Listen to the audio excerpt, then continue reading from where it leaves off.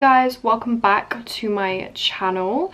So for today's video I wanted to film a sit down video giving you guys the lowdown on my new job, and I am absolutely over the moon about it. Like, I can't even describe how happy I am. For the first time I feel like I really see like more of a clear path. There's been so many times where I'm like, I'm not gonna make it, nowhere wants me, am I doing the right thing, should I pursue something else? It really does mess with your mind when you've been applying for so many places and you don't hear back. So I really wanted to do this video just to share a few details, because I know people might be curious about what my job's going to involve, and I wanted to give tips for your application, for your personal statement specifically.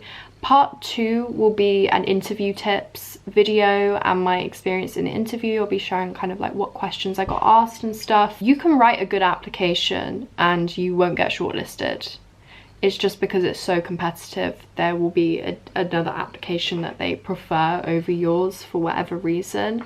And I just feel like you just have to keep applying. So I will give you my tips, but I really feel like the interview is where I can give a lot of insight. A bit of background about me if you're new here. I did a psychology degree, graduated in 2019 with a first, and then I got my current job as a healthcare assistant in a psychiatric hospital. I know as a psychology graduate the dream is to just become an assistant psychologist straight after graduation, but first of all it's not that realistic.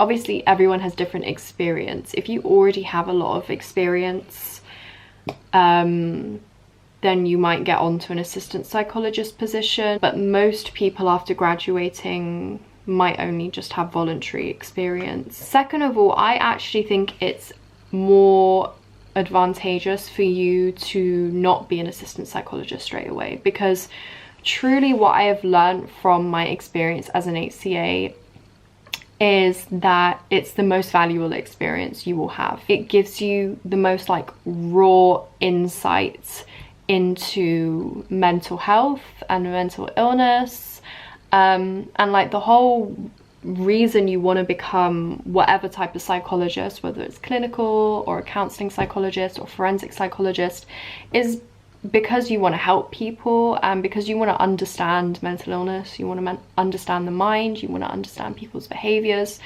And when you work as a support worker, like, you just get that insight in a way that you wouldn't get it if you became an assistant psychologist straight away. That's just my opinion. It's just really valuable experience. I'd really recommend it, but obviously I did over a year in that role and I really wanted to move on, and I'd been applying to so many places and never hearing back, and this was the first place that invited me to an interview and I got it. So I'm so happy. The clinical kind of component of the job is helping with assessing patients and treating patients, so delivering therapy and groups and stuff. Kind of the research admin element is conducting literature reviews, writing reports, carrying out statistical analyses. The job itself is in Bristol, so I'm going to be living at home. I wouldn't have minded moving. I was also looking and applying for jobs outside of Bristol,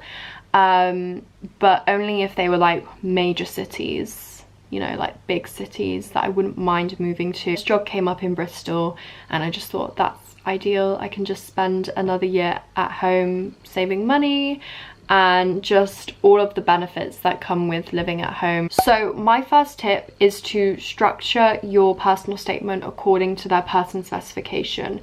So download that person specification. It's going to be your best friend whilst you're writing this personal statement. So if the person spec is structured like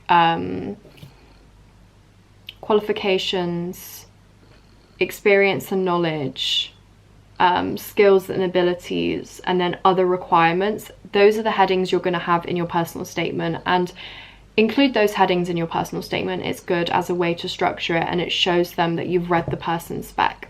In fact, I have heard, I don't know if this is like 100% true or confirmed, but I've heard that they get so many applications. They actually have like a screening process where they'll like run your application against the person's spec, and you have to meet like a minimum percentage of words that match. And if you get below that percentage, they don't even read your application. Okay, so if one of the items under the person's spec, for example, under skills and abilities, I'm looking at my personal statement here, is the ability to work collaboratively with other staff, say that. Use that exact phrase. You don't say like, furthermore, I have the ability to work well in teams, because that's not going to match up with the person's spec. Second tip is to put a paragraph or a few sentences at the beginning of your personal statement, just to say why you are a suitable candidate for this role. What sets you aside from your peers?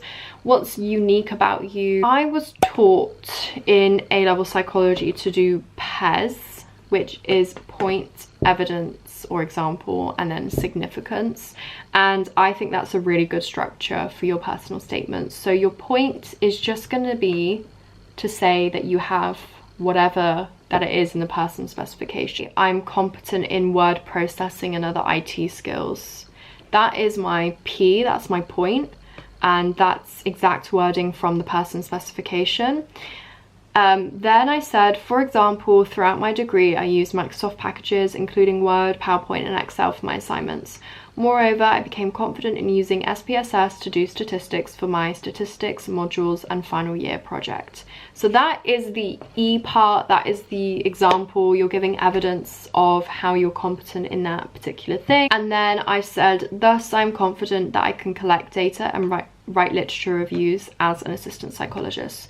So your S is then your significance. So why is it important that you have this skill or this experience? And then always relate it back to the role. So how is it going to help you as an assistant psychologist? When you're relating it back to the role of an assistant psychologist, make sure one way that you can do that is to read the job description. So I wrote, I can collect data and write literature reviews as an assistant psychologist, and it's because I read in the job description that that's something that's part of the job. Don't just use the same application for everything that you apply for, because they will be able to tell. You can use the same template, you know, do that, but always alter it slightly according to each job that you apply for. So every single NHS trust has different values, and that's another tip, is that you can incorporate their values in that application. I'm not gonna lie, I didn't do that, but that's a really good thing to do. You don't want to just write generic statements, you know. If it's a CAMS placement or a forensic placement, you want to relate your experience to that. You want to talk about your experience with children if it's a CAMS assistant psychologist job. So you want to alter it as well to the client groups that you are applying for. Just don't give up. Keep being resilient. Follow these tips. Just keep applying. After you've applied somewhere, just forget about it. Just forget about it. On to the next. Keep applying. Get people to proofread your application. I'm so excited to share this journey with you guys. If you guys are interested in a part 2 where I talk about my interview experience and my tips, then please do give this video a thumbs up to let me know that you are interested in that, and make sure you subscribe if you haven't already, and I will see you guys in my next video. Bye.